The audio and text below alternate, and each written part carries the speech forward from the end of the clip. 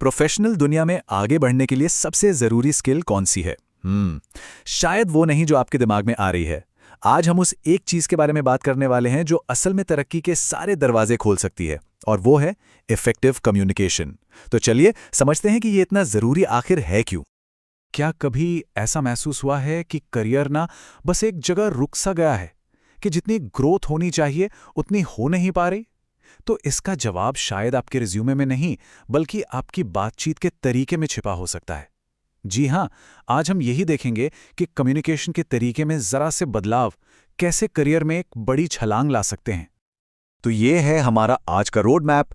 हम कम्युनिकेशन के इंपॉर्टेंस से शुरू करेंगे, फिर सुनने की कला, सही शब्दों का चुनाव, और हम बनाम मैं पर बात करेंगे, और आखिर में देखेंगे कि ये सब मिलकर हमें एक बेहतर लीडर कैसे बना सकता है। तो चलिए एकदम बेसिक से शुरू करते हैं। ऑफिस में बातचीत का मतलब सिर्फ इंफॉर्मेशन एक्सचेंज करना नहीं होता। इसका असली मतलब है रिश्ते बनाना, अपने गोल्स अचीव करना, और हाँ, आखिर में अपनी काबिलियत को साबित करना।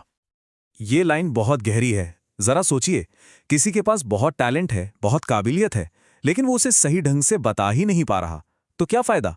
ये तो ऐसा हुआ जैसे कोई खजाना एक बंद संदूक में रखा हो। इफेक्टिव कम्युनिकेशन वही चाबी है जो उस खजाने को बाहर निकालती है, जो काबिलियत को असली सक्सेस में बदलती है, और यही चाबी मैनेजमेंट और लीडरशिप रोल्स के दरवाजे खोलती है। अच्छा, अब बात करते हैं कम्युनिकेशन के सबसे जरूरी और मजे की बात है, सबसे ज्यादा इग्नोर किए जाने वाले हिस्से की, और वो है एक्टिव लिसनिंग, यानी ध्यान से सुनना। सच कहूं तो यही हर चीज की नींव है। जरा सोचिए, अगर कोई अच्छा सुनने वाला ही नहीं बन सकता, तो एक अच्छा कम्युनिकेटर बनने की उम्मीद कैसे की जा सकती है? तो ये एक्टिव लिसनिंग आखिर है क्या चीज? देखिए, ये सिर्फ कानों से सुनना नहीं है, ये एक प्रैक्टिस है। सामने वाले को अपना पूरा ध्यान देने की और उनकी बात को बिना जज किए, बिना बीच में टोके, पूरी तरह से समझने की। मतलब ये सिर्फ आवाज सुनने और बात को समझने के बीच का फर्क है। और इसके फायदे जरा सोचिए कितने गहरे हैं। जब हम किसी को ध्यान से सुनते हैं तो हमें सिर्फ इन्फॉर्मेशन नहीं मिलती, बल्कि एक साइकोलॉजिकल कनेक्शन बनता है। इससे आपसी सम्मान बढ़ता है, ट्रस्ट की नींव बनती है, और किसी भी प्रोफेशनल रिश्ते के लिए ट्रस्ट से जरूरी और क्या है? और जाहिर सी बात है, जब हम पूरी बात समझेंगे तो हमारे फैसले भी तो बेहतर ही होंगे। लेकिन ईमानदारी से बताइएगा, बिना टोके सुनना मुश्किल होता है ना? खासकर तब जब दिमाग में कोई जबरदस्त आइडिया आ जाए। तो इस आदत से बचे कैसे? यहां एक बहुत सिंपल सी टेक्निक है।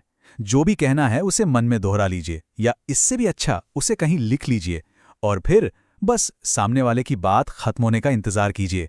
यकीन मानिए, ये छोटी सी ट्रिक किसी भी बातचीत का पूरा माहौल बदल सकती है। चलिए अब आते हैं अगली जरूरी स्किल पर, सही शब्दों का चुनाव। प्रोफेशनल वर्ल्ड में ना, हमारा बोला हुआ हर शब्द एक पेंट ब्रश की तरह है, जो हमारी इमेज की तस्वीर बना रहा है, और एक गलत शब्द पूरी की पूरी तस्वीर बिगाड़ सकता है। इसका एक बहुत ही कमाल का उदाहरण है। एक स्टूडेंट ने क्लास में मिছিল शब्द का इस्तेमाल किया। मिছিল एक बंगाली शब्द है जिसका मतलब होता है जुलूस या रैली। अब हुआ ये कि टीचर ने जैसे ही ये शब्द सुना, उन्होंने तुरंत सोच लिया कि ये स्टूडेंट तो पॉलिटिक्स में इन्वॉल्व्ड है, जबकि वो लड़का असल में बहुत ही शांत स्वभाव का था। ये एक परफेक्ट एग्जाम्पल है कि कैसे एक शब्द बिना किसी बुरे इरादे के भी आपकी पूरी इमेज को गलत तरीके से पेश कर सकता है। तो इससे सबक क्या मिलता है? बिल्कुल साफ है, हमें अपने शब्दों को लेकर बहुत सावधान रहना होगा। ऐसी कोई भी बात कहने से बचना है जो किसी को नीचा दिखाए या किसी की कमजोरी को उजागर करे। और हाँ, अगर कभी कोई गलत शब्द निकल जाए तो बिना झिझके तुरंत सॉरी बोलकर उसे ठीक कर लेना चाहिए।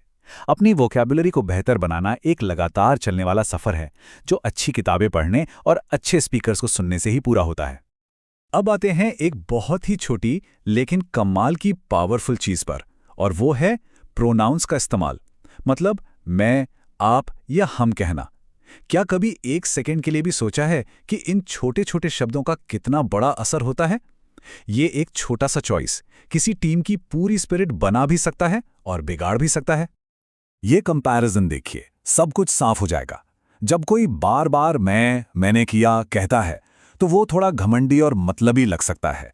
और जब कोई गलती बताते हुए आपने ये किया कहता है, तो ऐसा लगता है जैसे कोई उंगली उठा रहा हो। लेकिन हम शब्द पुल बनाने का काम करता है। ये टीम वर्क और एक दूसरे की जिम्मेदारी की भावना जगाता है, जिससे माहौल बहुत ज्यादा पॉजिटिव हो जाता है। ये एक बेहतरीन उदाहरण है। ये पूछना कि आपने ये काम क्यों नहीं किया, ये एक सीधा सीधा आरोप है। लेकिन इसकी जगह ये कहना कि हमें ये काम कर लेना चाहिए था, ये दिखाता है कि प्रॉब्लम सबकी है, जिम्मेदारी भी सबकी है। देखिए, शब्दों का कितना छोटा सा बदलाव है, लेकिन सोच में कितना बड़ा फर्क आ गया। हम ब्लेम गेम से हटकर सॉल्यूशन की तरफ बढ़ जाते हैं। हमारा अगला पॉइंट है भाषा में रीजनलिज्म, यानी कि इलाकाई असर से बचना। देखिए, एक प्रोफेशनल माहौल में अलग अलग जगहों, अलग अलग बैकग्राउंड से लोग आते हैं। ऐसे में ये बहुत ज़रूरी हो जाता है कि हम ऐसी भाषा का इस्तेमाल करें जो सबको आसानी से समझ आए। ये सबके साथ जुड़ने के बारे में है, ये पक्का करने के बारे में है कि कोई भी बातचीत में खुद को अलग थलग महसूस न करे। इसका सिद्धांत बहुत सिंपल है। किसी की बोली में रीजनल टच जितना कम होता है, उनका कम्युनिकेशन उतना ही ज़्यादा असरदार हो जाता है। इसका मतलब ये बिल्कुल नहीं है कि कोई अपनी जड़ों को भूल जाए, नहीं, बल्कि ये सही चैनल चुनने जैसा है। ऐसा चैनल जिससे आपका मैसेज ज़्यादा से ज़्यादा लोगों तक बिना किसी रुकावट के साफ साफ पहुंच सके। और इसी के साथ हम आते हैं अपने निष्कर्ष पर। हमने जिन भी स्किल्स की बात की, चाहे वो एक्टिव लिसनिंग हो, सही शब्दों का चुनाव हो या हम का इस्तेमाल हो, ये सिर्फ अलग अलग टेक्निक्स नहीं हैं। असल में ये वो ईंटें हैं जिनसे सम्मान और लीडरशिप की तरफ जाने वाला रास्ता बनता है। तो एक कंप्लीट कम्युनिकेटर बनने के लिए क्या चाहिए? इन सभी चीज़ों को एक साथ लाना होगा। एक्टिव लिसनिंग, सोच समझकर चुने गए शब्द और हम वाली भावना।